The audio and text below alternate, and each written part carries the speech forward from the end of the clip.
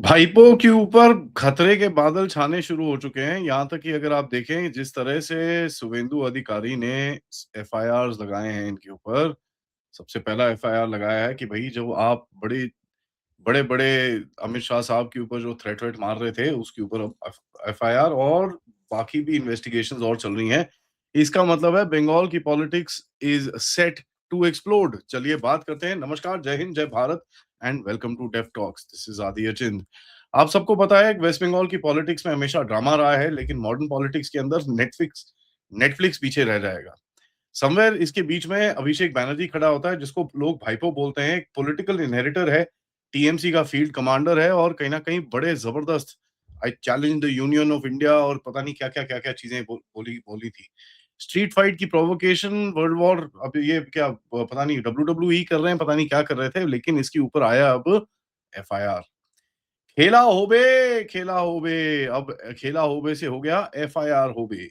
FIR होबे मतलब अब ज़रा देखें ये भाइपों का राइज़ क्या हुआ है। ब बंगाल की पॉलिटिक्स के अंदर ये एक टीएमसी का फ्यूचर माना जाता था। एक एनफोर्सर, एक ऑर्गेनाइज़र, एक डिजिटल एरा का टीएमसी फेस माना जाता था।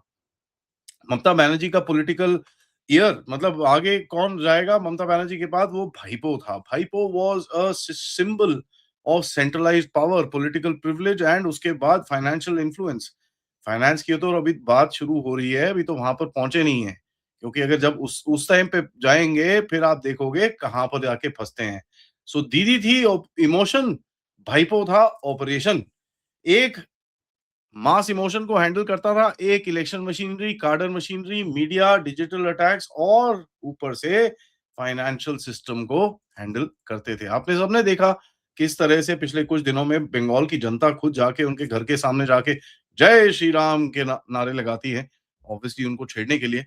लेकिन अगर आप देखें जो रेटरिक इस टाइम पे चल रहा है, अभिषेक का पॉलिटिकल स्टाइल कोई काम और इंस्टीट्यूशनल नहीं था, वो हमेशा एक aggression, confrontation, public threats, emotional crowd activation और डायरेक्ट टारगेटिंग करने की कोशिश करते थे, यहाँ तक कि अमित शाह साहब को डायरेक्टली टारगेट कर दिया। यूनियन ऑफ इंडिया के ऊपर चीजें डाल दी, वो ट्वीट सबको याद है, वो कोई भूलेगा नहीं।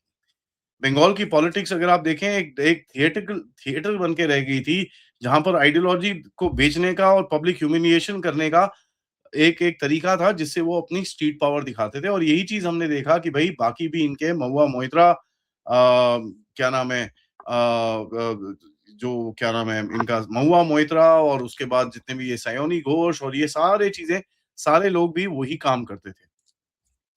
अब देखो खेला होबे तो इतना ये लेजेंडरी इतना स्लोगन है कि भैया वो जी हमने देखो खेला कर दिया, सेंट्रल गवर्नमेंट के साथ खेला कर दिया, हम नहीं रुकेंगे, हम नहीं करेंगे ये वो।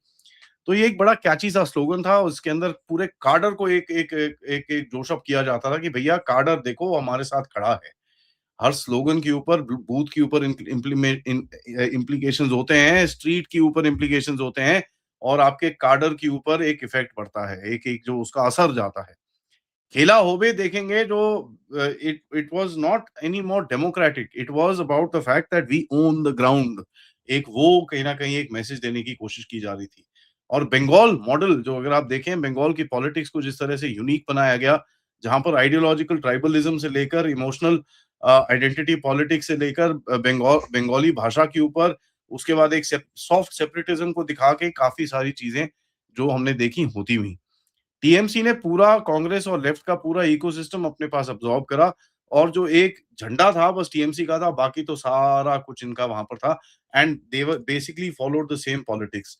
यहाँ पर आप देखेंगे फ्राइडे को जो नमाज और ये सब चीजें होती थी सड़क के ऊपर, कल कल पूरा उसके ऊपर शोडाउन हुआ, वहां पर लोग इकट्ठे हुए और इन्होंने तो पहले ही बोला था शुभेंदु ने कि भैया ये तो होगा ही नहीं, we will not let this happen. और यही हुआ, वहां पर पुलिस एक्शन हुआ, सारे भागे वहां से।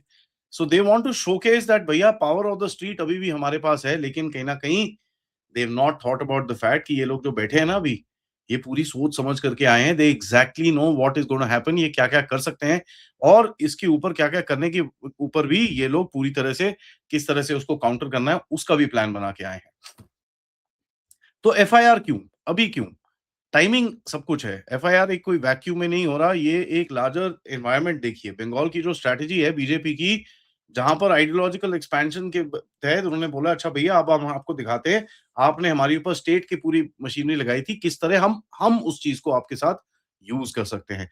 एंड प्रोबेबली मैं एक चीज़ बोलूँ, this is the first time मैं देख रहा हूँ कि बीजेपी की कोई गवर्नमेंट स्टेट मशीनरी को यूज़ कर रहा है, जो उनको करना चाहिए। भैया सिस्टम आपका है, आपके हाथ में है, जो उनको करना चाहिए वो करते नहीं थे, श शर्म आ जाती थी क्योंकि अच्छे लोग हैं at the end of it. यहाँ पर तो बड़ा क्लियरली दिखा रहे हैं आपके Himanta Biswa Sarma and of course Suvendu Adhikari, देखिए हम अच्छे लोग नहीं हैं। जो हमारे साथ अच्छा रहेगा, हम उसके साथ अच्छे लोग हैं, जो हमारे साथ अच्छा नहीं रहेगा, उसके लिए हम बिल्कुल भी अच्छे लोग नहीं हैं and I think that is the reality that needs to be done. अगर आप देखें इसके अंदर बॉर्डर की पॉलिटिक्स एक्सप्लोड कर रही है, एक-एक करके इनका नेटवर्क तोड़ा जा रहा है, आईपैक के ऊपर क्वेश्चन्स हैं, इनके बंदे अरेस्ट हो रहे हैं ईडी के प्रेशर के अंदर, इनके ऊपर केसेस पर केसेस पर केसेस चल रहे हैं, इनका पूरा इकोसिस्टम तोड़ा जा रहा है, सिंडिकेट्स तोड़े जा रहे हैं, टोल प्लाज़ास तोड़े जा रहे हैं, all that stuff is basically directly impacting जो इनका इकोसिस्टम था। तो अगर आप देखें जो सेंट्रल एजेंसी की तरफ से भी जो प्रेशर्स आ रहे हैं, this is the use of the system, पहली बारी हम देख रहे हैं कि भैया फ्रंट फुट पे बैटिंग करी जा रही है and that is something that we all wanted to see. अब यहाँ पर बीच में ममता के बीच में और अभिषेक के बीच में भी टकरारें होती थी, हमको पता है सक्सेशन के ऊपर काफ़ी पॉलिटिक्स है।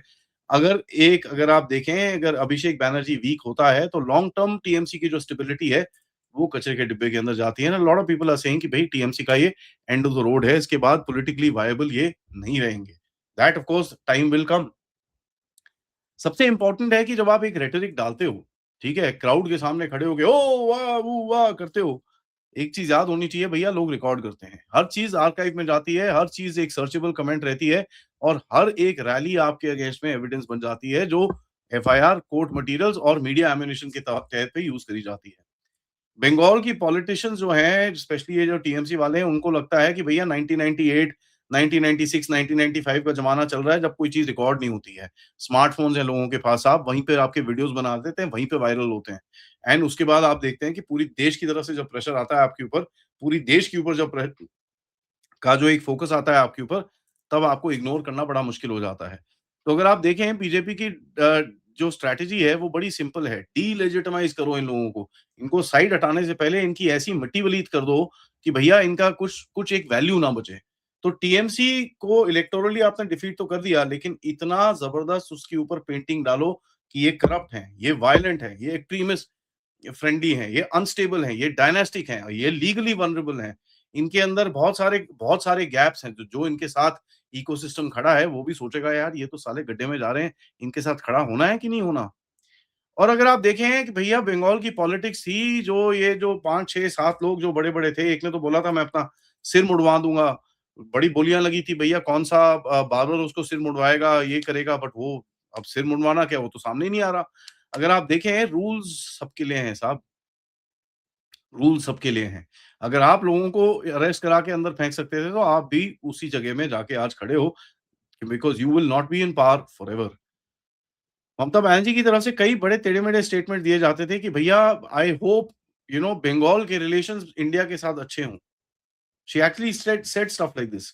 उस टाइम पे डेमोक्रेसी अटैक में नहीं थी, लेकिन आज इनकी तरफ से देखेंगे, ये देखो जी डेमोक्रेसी अटैक में आ गई। कार्डर की तरफ से वायलेंस और इनके ऑफिस में किस तरह से वेपन्स और ये सब चीज़ें मिले हैं, ये तो सबके सामने है। इसके बारे में तो मैं अपना जो जब बंगाल का क्रैकडाउन आपके सामने करूँगा, दैट वी विल डिस्कस। तो अगर आप देखें, ये दिस इज़ बिगर देन अभिषेक बैनर्जी, ये बंगाल का एक ट्रांज़िशन फेज़ है, जहाँ पर हिस्टोरिकली बंगाल का सिस्टम जो था, पॉलिटिकल सिस्टम जो था, वो उसको वीक करने की कोशिश करी जा रही है, जो करंट एक्जिस्टिंग सिस्टम था, और एक नया सिस्टम बनाने की कोशिश की जा रही है कि जो अनबीटेबल लोग हैं यहाँ पर, they can also be beaten. And अगर आप देखें, ये एफआईआर एक एक एकदम एक बहुत बड़ी चीज़ नहीं है पॉलिटिकली, बट एक साइन है दैट बंगाल अभी एक परमानेंट कॉन्फ्रंटेशन मोड में घुस रहा है, जहाँ पर लड़ाई अब शुरू होने वाली है। आपने देखा किस तरह से ममता बनर्जी ने एक लीगल गेम खेला, जहाँ पर वो खुद कोर्ट में पहुँच गई, उनके ऊपर भी सवाल उठने शुरू हो गए। यहाँ तक कि वेस्ट बंगाल के बार एसोसिएशन वाले आके बोलते हैं कि साहब इन्होंने तो हमसे चिट्ठी नहीं माँगी, इन्होंने अपना लाइसेंस वापस नहीं माँगा, how is she standing there? तो उनके ऊपर पूरे बखेड़ा क्रिएट हो गया। चोर, चोर, चोर, चोर के नारे लगे वहाँ पर। तो आप देखें, जो लीगल गेम है, वो भी इन लोगों ने ही स्टार्ट करा। तो अगर आप सोचते हैं कि भैया आप ही स्टार्ट करोगे कोर्ट्स और सिस्टम्स के अंदर, दूसरा कुछ नहीं करेगा, वेल दैट दैट नोशन पूरी तरह से अब टूटेगा and that's something which is very gonna be very interesting to watch. हम इसके ऊपर नज़र रखेंगे, बट तब तक वीडियो को लाइक आप करिए, सब्सक्राइब करिए चैनल को अगर आपने नहीं करा है, and most importantly share this with your friends and families. And of course अगर आप इस चैनल की तरफ कंट्रीब्यूट करना चाहते हैं, QR code, PayPal, super sticker, super chat से आप कंट्रीब्यूट कर सकते हैं। मिलते हैं थोड़ी देर में मेजर जनरल राजीव नारायणन के साथ, तब तक नमस्कार।